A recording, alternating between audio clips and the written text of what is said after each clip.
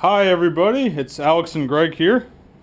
Uh, in the next chapter of our Exocet build, Yeah.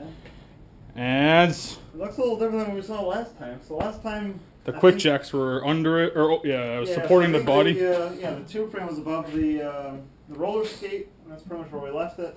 Now, as we can see, the tube frames on the roller skate were connected. And the jacks are removed, and if you look here, All the bolts are in there. They're all finger tight for now. yeah, We they're just haven't really finger tight, done like, that. but they're on there. Yeah, everything's on. All the holes made it up just fine. All Yep. the bolts passed through, no issues. Yep, just took some wiggling, and there's 4 total in the front and 2 in the back. Yeah, I mean, as you guys will see in the time lapse, first of all, the quick jacks were, Invaluable. yeah. I mean, aside from having like a full car lift, I don't think you can do much better than that. Yeah, so, yeah, that's a good point, actually. So, without that, so far everything we did was doable. But, like, I don't know, if you're trying to lift the body up and drop the body without... Doing that with just like floor jacks? jack stands, you're gonna kill yourself. Yeah, if you have a lift, that's We fine. got this done in what, an hour, 15 hours, 30. Yeah, so we've heard a lot of other people having problems lining it up. And I think a lot of that had to do with the fact that they were trying what we were saying, like either manually picking up the tube chassis or using floor jacks. Yeah, But if you're using the quick jacks or like a regular 2-post jack, or 2-post lift rather, shoot pretty easy. really we got this from fully locked on the quick jack, like maybe 2 feet in the air, something like that, Yeah. to fully on and bolted up in an hour and a half. Yeah. So I guess we rewind a little bit. So we lifted up the subframes and stuck some pieces of wood underneath, and just shimmed it to sort of what looked like factory ride height. Because with the 2 control arms, when you like disconnect everything and disconnect the stuff, the engine or the subframe is just going to sit in the ground in both the front and the back. And you saw that in the video when it was off. A little walk So we jacked the subframe up using scissor jacks here and floor jacks. Yeah, so the scissor jacks we did on the rear. On the front it was floor jack and then just pieces of wood that we stuck on. Yeah, and that's all we did was we basically just made these lower control arms level, like parallel to the grounds. Yeah, and I mean that got us 90% of the way there. Yeah, that got us pretty much. Yeah, at that point it was just like a little tweaking, bit of like, moving, pushing, pulling, moving, kicking this, throwing this. Yeah. But the only other thing we had to do was as we lowered it, maybe like every inch and a half that we lowered it with the quick jack, we had to slide the body back. Go at an angle down. Because they go forward. But if you have a regular lift, that's not a problem. Straight up and down, so. But most of you guys probably aren't going to have a lift, so. Yeah. I mean, if you're using floor jacks, it should go pretty straight down. The quick jacks, it's just this piece rotates. Yeah, so. I guess if you had 4 floor jacks, one on each corner. Yeah. I mean, to lower the body. The body. I guess you could do it, but it's very difficult though. Either way. Yep. Didn't take us too long to get the body on and connected and everything, and yeah. I mean it's there, it's all connected. And then it's just a matter of getting all the wiring together, the car stuff. Yeah, the pedals, the steering wheel. This is just we could not help. Oh wow, our steering wheel is correct. What's the year when you buy an $1,800 Miata? Apparently, I want my money back. So we had to put with an energy special. Oh god, energy quick release. So we had to put the steering wheel on. It's not connected, but it's okay. We just had to sit in it. We just had to do a little racing sim. It looks amazing, actually. It looks so fun from the inside. Yeah. We'll be maybe 3 inches higher with the seats in it, but not much higher, and it looks absolutely gorgeous. And we can't wait to show you guys the first person. My favorite part is that you see it all the time, like the Ariel Atom videos, like when they have first person view. Yeah. You see the tires. You see the tires from the. It's so we may not be able to see our tires because we have the fender kit for $500. I think we spent $500 extra on the fender kit, but you'll be able to see like where the wheels are. So for recap, actually, so yesterday we threw all the trash out from the. We didn't shoot anything because obviously we're just throwing trash out. Yeah. But we just took a sawzall out of the shipping crate. Yeah, we just took a sawzall to the shipping crate, threw it in the pickup truck. 2 trips to the dumpster later, we had all the trash out, and then we did inventory on all the Exocet stuff. So we found out that we actually we're missing stuff. We've contacted Exomotive, and they've had fantastic customer service so far, so I'm sure they'll make it right. They won't have any issues. But basically, we were missing the wiring tray that I guess goes here. Yeah, so I think it sits in between these two. Yeah, which just basically holds our harness, which was an extra that we bought for 150. Yeah, so if I recall correctly from the images, like it hangs down. So it's a box. Yeah. It's like that 2 inches deep, maybe. Tall. Yeah. And then there's like 3 holes or something like right here, so you can pass wires in and out. Yeah, so it's... Yeah, either way, it wasn't in our... For 150 bucks, yeah, we'd recommend it. Yeah. When you're dropping this much money, like, not a ton of money, but for 150 bucks... Yeah, it's not that bad. It's really not that bad. I mean, shit, look at all these wires. Yeah, I mean, you see the amount of wires, right? Like, it is an unholy mess of wires. So, like, I would definitely recommend getting that box and just keep it all nice and neat. Because you have to stick the whole car harness in there. So, yeah, so we got that, and then we're missing one little baggie of bolts, which I'm sure that'll be quick to replace. So yeah, look, we did a phenomenal job sorting the disassembly bolts. They're all filed yes. very nicely in the... It took us 20 minutes to find 2 bolts which would work to mount the bracket up. So it comes with this bracket. This is the bracket. Yeah, so it's 2 brackets. So this bracket right here, you see that moving. Yep. So this one holds the gauge cluster, and then this big thicker one holds the... Yeah, and actually we could probably show you guys what the just to set it in there without bolting anything in. Gauge cluster sits like this. Yeah. So it's oh, that looks awesome. That looks so cool. Yeah, I don't know what box it's in, but we do have like a fiberglass like shield for the gauge cluster. Fiberglass shield? Oh yeah, there's a cowl. There's a cowl for the gauge cluster that isn't one of these boxes. Yeah. But yeah, we did inventory yesterday and threw out trash. That's all we did yesterday. Yeah. It took a while actually. Because we had to do 2 trips. Yeah, 2 trips to the dumpster. Then getting the cutting of the box. The cutting of the box, the sawzall. Wasn't terrible, but it takes some time. Yeah, allocate maybe 2 hours for that to take care of it all. And then, so yeah, this is like so awesome that it is like on here, and you could like, you take it out of gear and roll. Like, oh, we can't. We have the cowl. We have the hood on it, but you could like shift it into neutral and roll this. So that's so cool. Yeah. So we do have a little issue where. And we do have an issue, yeah. We can't get into third gear. So if you look here, there's like a gap. So I think those are for the other guys. So I think if you look over there, those aluminum panels. Yeah. Like line the firewall. But it almost looks like this needs to go on the other side, but it definitely can't. Yeah, this is too wide for the tube. Tube frame. So we have to figure out exactly, but here is neutral. Neutral is actually almost at the thing here. Neutral right now? Yeah, which is like really cool. That definitely wouldn't give us the clearance. So we need to like, I'm not entirely sure what happened. We might have to cut this. We might have to cut out that hole. Maybe it's like maybe more made for an NB or something. NB Miata. But this may be worth emailing them again. Actually, taking a picture and emailing them.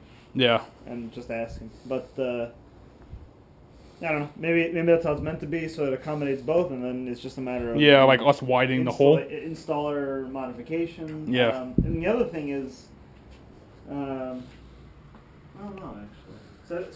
So we got the optional welded steel floors. Which was how much extra? Do you remember? I think it's just 1, 2, 3, and on the other side. I think this is always welded steel. Yeah, that's probably.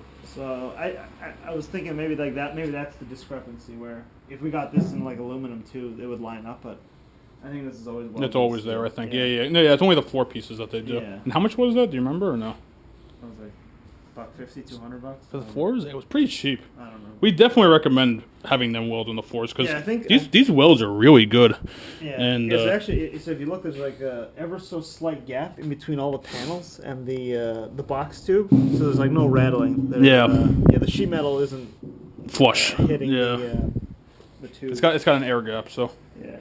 So any that was definitely well done. Yeah. The welds were very well done. So, I mean, if you're an expert welder, right, go for it. Same goes for the wiring tray, right? If you're an excellent welder, just buy the materials and you can do it. Yeah, if you have all the tools to bend the aluminum. The brake for the aluminum to like 90 degrees and stuff. Yeah, but we have the welder, we don't have the cutters. Yeah, and he's pretty good at welding. I don't know how to weld, but he's pretty good at it. But I mean, this is really high quality for not that much. I mean, 100. It wasn't that much. Yeah, if you're doing like 175. Say 100 hours, you're paying 75, and like you're not going to get out the door much cheaper if you buy those raw materials. So I don't see the point of doing it. Correctly, I think they laser cut. Like they have a CNC laser cut. So all these pieces are like exact. Yeah, they're very spot on. CAD and laser cut. So we'd recommend paying them for that. But, Yeah, I think that's pretty much it. that's about it, right? This is very, very exciting. Yeah, it's getting there. And as far as all like the strut tower, everything lined up perfectly. No problems. The suspension's so much stiffer when you. Yeah, so the car. 1,000 pounds. Yeah, the car is higher now because There's 1,000 pounds missing. 1,000 pounds missing. And so one thing we did run into was the brake lines and fuel lines are kind of. So they kind of get pinched in the back. yeah, they kind of get pinched because this like comes down and goes forward at a 90-degree angle, and on the Miata body it comes down on like a slant like this. Yeah, so like I can't here. You can see it from here. These lines are kind of pinched and stuff. Like this one won't move at all. And yeah, and they gave us actually. Yeah, I think they gave us 25 foot. 20 feet of something like that. Yeah, 20. Oh, whatever. This says my name on it. Yeah, it's like 25 feet of brake line for us to run our own. So just something to keep in mind. Those will get pinched. Cut them. They are not needed. Yeah, and honestly, yeah, the distribution block here is way too close, anyways. Yeah, We actually. might have to relocate that. Yeah. Actually, maybe not. I don't know if there are aluminum panels that go back there. Also, yeah, we may not have to. So yeah, there's, and the stock body. It came like this, right? What the bottom of the Miata body. Yeah, it must. So it's actually quite a bit higher. Well, no. So no, it must have like slanted like over here, and the maybe. probably just went up. Yeah. Up the curvature. Yeah, whatever it was, it goes into this distribution block, and then this goes to the left wheel, and then obviously this goes to the right wheel. We had to unbolt that because it was binding. So we'll use that that spare they gave us to put a new one in there. Yeah. Yeah, we'll definitely have to do some brake line work, but yeah, we're still. I think that'll be the hardest part of the project. I think so too. And not really hard in terms of like just tricky. Just tedious. It's tedious, yeah, because there's gonna be a lot of like bending and aiming and like test fit bend, yeah. Test fit bend. I think that'll be the most tedious part. But honestly, once everything's together, throw the car on the quickjack, lift it up, and I think that'll be the easiest way to do the brake lines. Is, the car from the underneath. I agree. Yeah. I agree. And then the fuel tank goes here, and the trunk goes on top. And the gas tank is super easy to get in. Yeah, we could actually finally get it in from the top now. We need to cut it. Yeah. So I'm not sure if we showed them the hood and the trunk on it before. I'll check the video before this. Yeah, but we'll if we not, I'll insert some pictures here of like when we test fit the cone and the trunk, and it looks awesome. So yeah, it's a slick looking car, and we picked the orange, more so just so it's visible on the road. At least that's why. Well, it's a combo package actually. So they have like a hex color picker, so you could choose like any freaking color under the sun. Yeah, you can pick any color you want, but I was saying we picked it. Yeah, no, but I'm just saying, so like you can get any color you want. Oh yeah, whatever your heart desires. So there's two reasons to go with this. One, as you said, visibility, because it's essentially a motorcycle. Two, we plan on coating this with like a rubberized maybe bed liner or undercoat, like rust inhibitor to seal it up, because as you can see, like there's a lot of like cracks and crevices. The surface rust is already setting in because it's all mild steel. So we're gonna use like a rubberized. Like a Rust-Oleum. Yeah, something you'd put either in the bed liner or underneath to like keep it from rusting if you live in the Northeast or something. Yeah. So we're gonna paint all of this frame like that, and we should be able to finish for I'd say $100. So $100 paint job is gonna happen. Plan, yeah. And because of that, the black and orange combo will also look epic. Yeah, I think it looks pretty slick. So, yeah, black and orange. It's like red and yellow, but black and orange. It's black and yellow. Black and yellow. Whatever. I don't know what's in that stuff. So So actually, we're gonna get everything together, and then the upcoming weeks, we're gonna put everything together, and then once actually it's all together, unfortunately, we have to take it all apart so we can take the chassis out and paint it. Yeah. And then we're gonna paint it. We're on a budget. We're gonna do it as cheaply as possible. Yeah, I was actually reading some guy's like car blog where he got Chevy Corvair or something. Yeah, you got like a foam. So you got foam brushes and a foam roller. Yep. And I think it was just a bottle of Rust-Oleum. Yeah, it was a bottle of Rust-Oleum paint. It was a glossy paint, metallic. And he actually had I don't know if you read the site, but he had a 3-year update. Yeah. And he zoomed in on all like the defects, and there were some defects, but he did this just like regular wear and tear, like and he didn't branch fell on it or exactly, and he didn't have a garage. He did this in his driveway. Yeah. And he said, like, kids obviously hit it with their car door and stuff like that. So, but it came out pretty well. So we're going to do something like that, but instead of a glossy paint, we're going to use like a rubberized thing. Yeah. And the reason rubberized is because, like, obviously it's for durability, and if a rock kicks up and nothing's going to happen. I feel like it'll dampen a lot of the metal on metal noise. I agree. So we're going to get everything together. Then quick jacks go back under. We lift it up again. Pretty much disassemble. And pretty much where that Miata is and the body is in the driveway is where we're going to put it, and then we're just going to paint it. And I'll reassemble it. Yeah, but then fun for days. Yeah, but at that point everything's done, and any welding we need to do is already welded. Yeah. So it's all like. Yeah. So it's just bolt together at that point. I think it was $700 to get the entire tube frame powder coated. We chose not to do that so that we have the flexibility to weld on tabs. We go weld on wherever we want. We don't have to destroy the powder coat. Yeah. And we can get this done for like $50 or $60 versus $700. And don't get me wrong, powder coating is freaking awesome.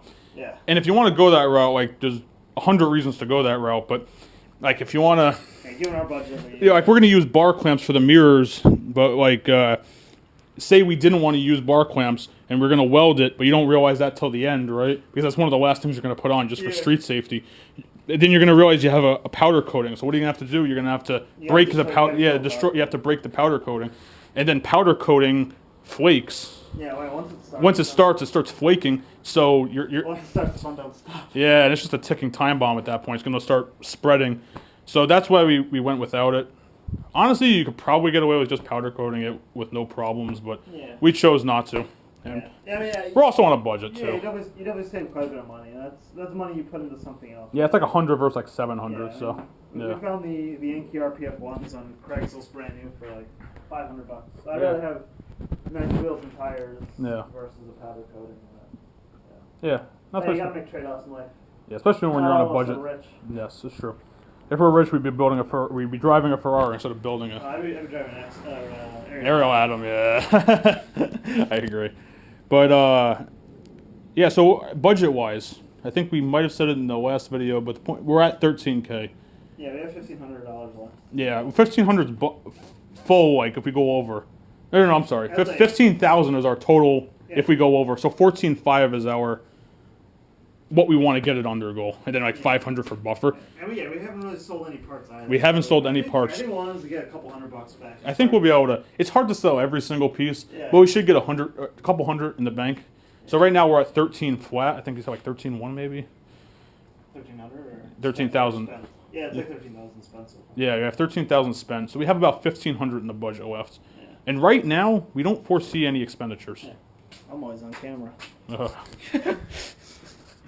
So right now we don't foresee any expenditures really because, of course, we don't see anything. If we foresaw them, we would have a bigger budget, but we don't foresee anything.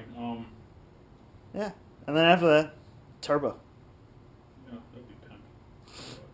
I'm not sure how much is going to happen. I think that's going to be a separate budget. Yeah, honestly, that would just be the cat's pajamas if we can hop on like the Miata forums and find some guys like used turbo setup. That he just sells for like 1,000 flat. Yeah. Oh man, whip out the laptop, hook up some Mega Squirt, get her done. It was so badass, and I did the math.